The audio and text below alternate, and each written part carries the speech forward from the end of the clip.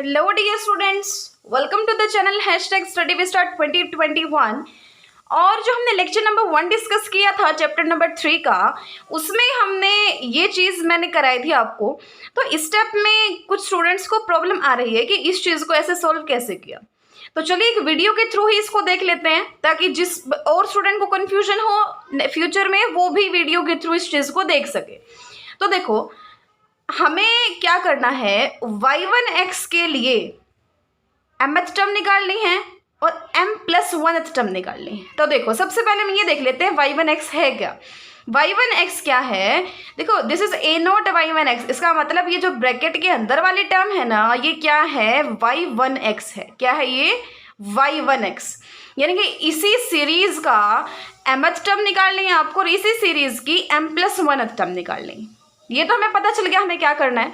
अब देखो, एक चीज ध्यान से देखना, x की पावर 0 वाली फर्स्ट टर्म है, x की पावर 2 वाली सेकेंड टर्म है, x की पावर 4 वाली थर्ड टर्म है, एंड सो ऑन। इसका मतलब क्या है कि हमें सारी की सारी क्या दी हुई हैं, इवन पावर्स दी हुई हैं।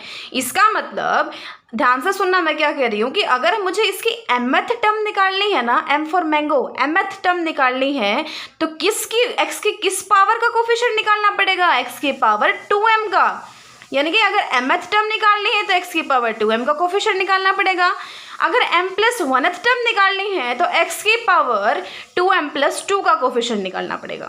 आई होप ये चीज़ आप समझ गए हैं, ठीक है ना, क्योंकि सारी इवन पावर्स ही तो हैं। तो हमें अगर mth टर्म निकालनी है तो x की पावर 2m का कोफिशिएंट, अगर m+1th टर्म निकालनी है तो x की पावर 2m+2 का कोफिशिएंट। ठीक है, अब देख लेते हैं कैसे निकालेंगे हम। देखो, ये मैंने लिखा हुआ है y1x ये था, मैंने एज इट इज लिख दिया। अब देखो, mth टर्म मतलब क्या, coefficient of x raise to the power 2m। अब ध्यान से देखना इसमें क्या हो रहा है। mth टर्म कैसे निकालते हैं, हम पहले ये देख लेते हैं कि किस टाइप से वैल्यू चल रही है, तो उस हिसाब से लगा के और फिर हम लिख देते हैं mth टर्म। तो देखना, ध्यान से देखना, यहाँ x² है तो ये वैल्यू 1 आ रही है यहाँ पे। अगर x की पावर 4 है तो ये वैल्यू 3 आ रही है।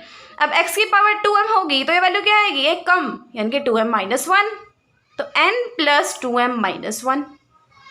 ठीक है, अब एक चीज़ और देखना, यहाँ अभी तो राइट मोस्ट है, जो लेफ्ट मोस्ट है यानी कि सबसे लेफ्ट में वैल्यू है, यहाँ क्या है 0, यानी कि वहाँ 1 है तो यहाँ 0 है, वहाँ 3 है तो यहाँ 2 है।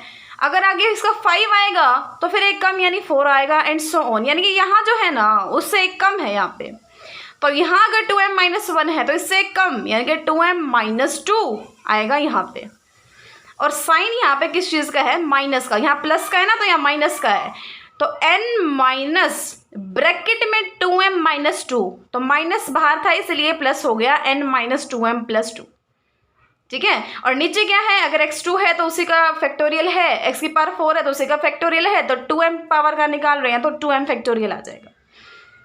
ये सब हो गया। एक -1 की पावर हो रहेगी, फर्स्ट टर्म में -1 की पावर क्या आ रही है, 1 आ रही है उसकी वैल्यू, और सेकेंड टर्म में नेगेटिव आ रहा है, थर्ड में नेगेटिव नहीं आ रहा, फोर्थ टर्म में नेगेटिव आएगा। मतलब इवन जो टर्म्स हैं, सेकेंड, फोर्थ, 6 टर्म्स, वो तो पॉजिटिव हैं। फर्स्ट, थर्ड, 5th टर्म्स ये क्या है, पॉजिटिव हैं, और सेकेंड, फोर्थ और 6 टर्म्स ये क्या है, नेगेटिव हैं। तो इसका मतलब -1 की पावर क्या है, m-1, m-1 यहाँ पुट करो। अगर फर्स्ट टर्म के लिए हम निकाल रहे हैं तो -1 की पावर 1 - 1 0, यानी कि पॉजिटिव। सेकेंड के लिए निकाल लो, 2 - 1 1, -1 की पावर 1 यानी कि नेगेटिव साइन। थर्ड रखोगे तो पॉजिटिव साइन, फोर्थ टर्म निकालोगे तो नेगेटिव साइन। तो इसका मतलब CMth टर्म ये आ गई। बस इसी तरीके से m+1 टर्म निकालनी है। अगर ये आ गई ना तो आपको इसका कोफिशिएंट निकालते हुए प्रॉब्लम नहीं होगी। क्यों, क्योंकि यहाँ जहाँ आपको m दिख रहा है ना, वहाँ क्या पुट कर दो, m+1, वहाँ क्या पुट कर दो, m+1। ठीक है ना, m+1 मतलब क्या कि एक टर्म्स एक्स्ट्रा आ जाएंगी। देखो, यहाँ पे 2 टर्म थी, नेक्स्ट में कितनी होगी, 4, नेक्स्ट में क्या हो जाएंगी, 6, यानी कि 2 बढ़ रही हैं। इसका मतलब यहाँ जो है एक उधर बढ़ानी पड़ेगी हमें, इससे एक उधर वाली लेनी पड़ेगी और इसी से एक इधर वाली लेनी पड़ेगी। तो वही चीज़ की है इसमें कि n+2m-1 तो पहले ही था, ठीक है, एक उधर वाली लेंगे तो n+2m+1, गैप तो 2 का ही रहेगा, ये ध्यान रखना। ठीक है ना, और ऐसे यहाँ पे ये तो थी ही, एज इट इज़ लिख ली मैंने, और उससे 2 कम तो n-2m, बीच में सारा सेम है। नीचे किसका फैक्टोरियल होगा, 2 × m+1 फैक्टोरियल होगा, ठीक है। और -1 की पावर क्या हो जाएगी, m, m+1 टर्म है ना, तो एक कम -1 की पावर m। अब देखो, अब इसको हम क्या लिख सकते हैं, मैंने इसको दोबारा क्यों लिखा, क्योंकि यहाँ पे मैंने 2m ब्रैकेट में लिखा ना, तो मैं इसको क्या लिख सकती हूँ, 2m+2 फैक्टोरियल लिख सकती हूँ, तो वो चीज़ आ गई।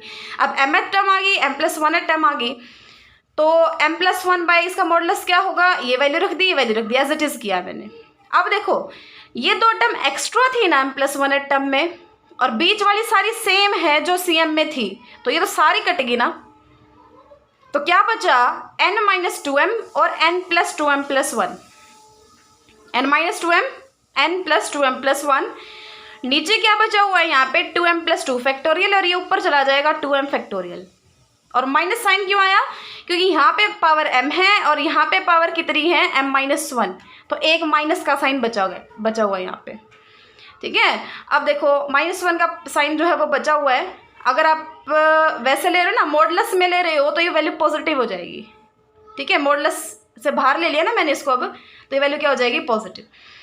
तो देखो, अब बस इसको फैक्टोरियल को सोल्व करना तो हमें आता ही है, इसको ओपन कर लो, 2m+2, 2m+1 और 2m का फैक्टोरियल, और ऊपर था ही 2m फैक्टोरियल कट गया, तो सिर्फ ये 4 टर्म्स रह गई, n-2m, n+2m+1, 2m+2 और 2m+1। देखो यही चीज़ें हैं यहाँ पे, बिल्कुल यही है, n-2m, n+2m+1, 2m+2, 2m+1। अगर मॉडुलस के अंदर ले रहे हो तो नेगेटिव साइन आएगा।